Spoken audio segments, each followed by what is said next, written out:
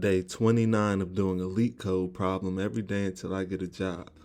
Oh yeah, guys, we're at day 29 already, man. We're almost at a month. Time is flying. I can't even tell. It seems like it's only been a couple days for real. But hey, man, that's a good thing. I'm not complaining. Don't forget to like, comment, and subscribe. We're trying to run those subscriptions up, trying to run that engagement up, and I need you guys' help to do that. So go ahead, drop that bank emoji in the comments, or you could drop a question that you want me to get to in the future in the comments, and I'll get to it when I can. Now let's see what question we have here today. Today we have question number 643, maximum average subarray 1. Difficulty level is easy, so you already know we're going to keep it simple and easy. And I hope to explain it to you guys so you guys think it's easy as well. So let's see what the question says. It says, I also want to say this is a sliding window question, guys. This is the first sliding window question we've done on this channel so far. I'll explain what a sliding window is when we get there. But yeah, let's get excited. So let's see what the question says. It says you are given an integer array nums consisting of n elements and an integer k. Find a contiguous subarray whose length is equal to k that has the maximum average value and return its value. Any answer with the calculation error less than 10 to the negative fifth power will be accepted. So example 1 says input nums, array of integers 1, 12, -5, -6, 50, and 3, and k is an integer of which is 4. The output is 12.75. Now I know you guys are wondering, how did we get 12.75 out of these numbers that we have right here? I'm about to explain it to you. First, we're going to look at the explanation. The explanation basically says maximum average is 12 minus 5 minus 6 plus 50 divided by 4. What that is going to equal is, if you add all of these numbers up, these numbers right here and the 50, you add all those together, you're going to get 51. But then remember, we want the average, and that's 51. You got to divide 4 to get the average. So 51 divided by 4 is 12.75. That's how we got the output, 12.75. So it's not as hard as it looks, but I see how it could be difficult. So what they want us to do though is, remember, we have to find a contiguous subarray whose length is equal to k. So we have to find, this is where the sliding window comes in. We need to find out of the 4 numbers in a subarray, in a contiguous subarray, we need to find out which 4 numbers has the maximum average, right? So this would be the first 4 numbers, 1, 12, -5, and 6. And this blue part, that's the window right there. So that's the first average we're going to check to see. Then we're going to slide the window down, and now this is the next window. That's why it's called a sliding window, because now we're going looping through these 4 numbers, and we're going to get the average of these 4 numbers, and we're going to see if the average of these 4 numbers is higher than the average of these 4 numbers, and whichever one is higher is the one we're going to use. But remember, we still have room to slide. We could slide the window down one more time, and then so we want to check if these 4 numbers are higher than these 4 numbers, or higher than, we want to check to see if these 4 numbers, if we average these 4 numbers, is that average going to be higher than when we average these 4 numbers. And we want to see, is that average going to be higher than when we average these 4 numbers. So in this example, there are 3 contiguous subarrays with a length of 4 that we could check to see which one has the highest average. So in this example, the subarray with the highest maximum average is this one right here. These 4 numbers right here, this window, which is 12 minus 5 minus 6 plus 50. So that's where these numbers come from, because as we slide the window down, these are the next 4 numbers after the first window. So we divide that by 4.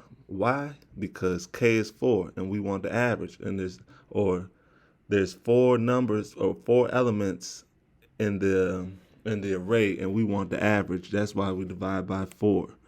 And when you add all these together, you get 51, and then you divide 51 by 4 to get the average, and that equals 12.5. So I know it seems a little confusing at first, but it's really not that difficult once you really understand what the window is and how it needs to slide down. So like I said, remember, this is the first window. Remember, we go to K4. That lets us know how long our window needs to be. Then we come here. This is the first window. Excuse me. This is the first window. We average them, find the average. Then we slide the window down to the next 4. Average them, see what the average is. Then we slide the window down to the next 4, find the average or see what the average is, right? And we see which one out of those 3 windows had the highest average, and that's what we're going to return. And in this example, it would be the second window with the average of 12.75. Now, when we look at example 2 and put nums equals 5, k equals 1, that's a simple example, So I assume that's self-explanatory, but you never know. But either way, 5 divided by 1 is going to give you 5. So that's why the output is 5. So let's see how we are going to solve this, right? So in order to solve this, first thing we're going to do, we're going to create a variable. We're going to call that the first sum. And we're going to set that equal to 0. Then we're going to come down here and we're going to say for I up to k first sum plus equals nums I. So this is going to get us the sum of the first k numbers. Whatever k is, that's going to add up all the numbers and that k is and get us the average, right? I mean, not the average, excuse me. That's going to get us the sum. Then we're going to come down here and we're going to say declare another variable. We're going to call that max sum. We're going to set that equal to first sum. Then we're going to come down here. We're going to say for I and 0 up to,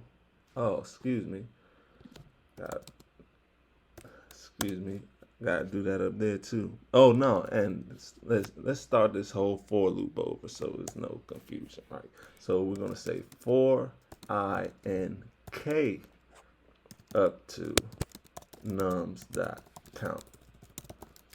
So remember, k is the number that's representing how many elements are in our window. And remember how the window works. We want the first 4, then we're going to check the next 4, that sliding window. So that's why we say for k up to nums.count and not 0 up to nums.count. Then we're going to come down here, we're going to say first sum plus equals nums I minus nums I minus k. And then we're going to come down here, we're going to say max sum equals the max of the max sum or the first sum. But then we're going to come down here and we are going to say return double, because remember, we're dealing with decimal places here. That's why we're going to make it a double. And we're going to say double max sum. So whichever contiguous subarray has the highest sum, we're going to divide that by double k. We're going to divide that by whatever k is. So let's run this and see if it works. Okay, what happened? Let's see what happened. Can't find first sum in scope. First sum. Oh, excuse me. That said fifth sum. We wanted to say first sum. So let's try that again. Okay, let's see what this is. Cannot find. Oh, see, I'm moving too fast, guys. Sorry about that. So it should say max sum equals max sum, comma, first sum. Not first. Let's see. And it's accepted. Let's see what happens when we submit it. Fingers crossed. And it's accepted. 462 milliseconds beats 40.13% of users with Swift. All right, guys, that's not bad at all. So until tomorrow, we'll do another LeetCode problem. Another day, another LeetCode problem. I'll see you guys then.